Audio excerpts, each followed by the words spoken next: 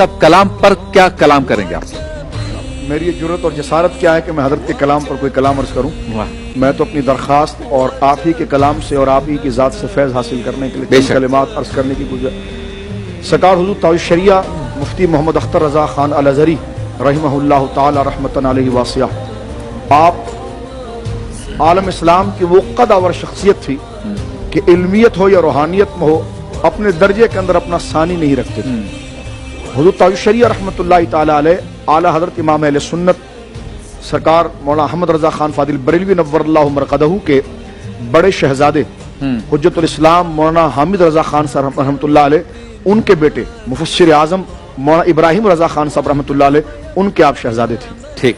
اور آپ اعلی حضرت فاضل بریلوی رحمۃ اللہ علیہ کے دوسرے شہزادے حضور مفتی اعظم عالم اسلام مولانا مصطفی رضا خان صاحب رحمۃ اللہ علیہ، ان کے آپ جانشین تھے جن کو مفتی اعظم ہند کہا جاتا ہے. ٹھیک. اور یقیناً جانشین ہونے کے حوالے سے انہوں نے اعلی حضرت امام اہل سنت رضی اللہ تعالیٰ عنہ کے علم ظاہری اور علم باطن کے مکمل پرتو رہے. میں تنقید نہیں کر رہا، لیکن یہ ایسا نہیں تھا کہ بھگدڑ کے اندر کسی کو بھی سجادہ بنا دیا جائے.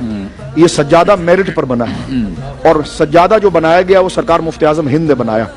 آپ جامعۃ الازہر سے آپ نے فراغت حاصل کی تھی اور ساری تعلیم آپ نے بریلی شریف میں حاصل کی. سرکار مفتی اعظم ہند کے سائے میں آپ رہے، اور یقیناً آج بھی آپ کی تحریرات، آپ کی تحقیقات، جو لوگ آپ سے ملے یا جو علماء آپ سے وابستہ ہے تو وہ یہ کہتے ہیں کہ واقعی میں یہ یکتا روزگار شخصیت تھی.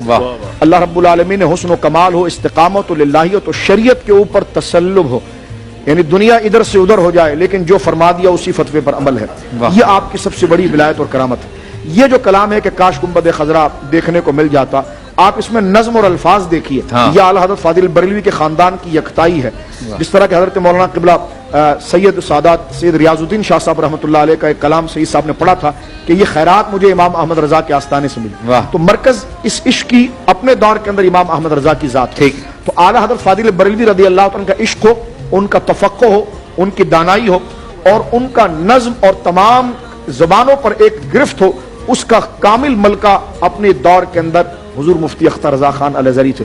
اس کلام کے اندر اس فصاحت کو اگر آپ دیکھیے، بڑے سے بڑا عالم ہوگا تو وہ اس کے اندر ایک نیا رنگ دیکھا، کیونکہ عالم کو سمجھنے کے لیے عالم چاہیے اور بڑا عالم چاہیے. صحیح. اس میں آپ دیکھیے کہ تغزل آپ دیکھیے، انتخاب الفاظ آپ دیکھیے، اس میں آپ مضامین کو دیکھیے، اس میں آپ فکر کو دیکھیے، اس میں آپ سوچ کو دیکھیے.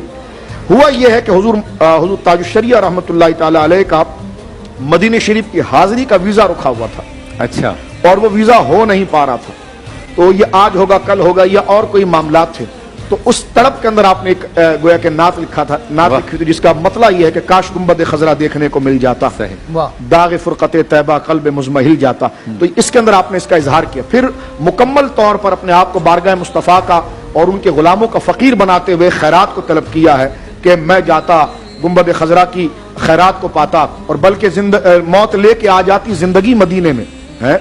اور موت کیسے؟ فرما موت سے گلے مل کر زندگی میں مل جاتا. واہ واہ واہ. تو یہ آپ کمال عشق آپ دیکھیں اس حدیث کی طرف کہ سرکار نے فرمایا کہ تم میں اگر کوئی شخص ایسا ہے جو مدینے میں مرنا چاہے اور اس کی یہ کوشش ہو کہ وہ مدینے میں مرے تو فل یمت، تو وہ مدینے میں مرے، اس لیے کہ میں اس کی شفاعت کروں گا. اب جملہ دیکھیں یہاں پر فرمایا کہ میں بھی اپنا ساجد بھائی کو یہ کہہ رہا تھا، بڑے طرز میں انہوں نے پڑھا کہ دل پہ جب کرن پڑتی ان کے سبز گنبد کی، اس کی سبز رنگت سے باغ بن کے کھل جاتا.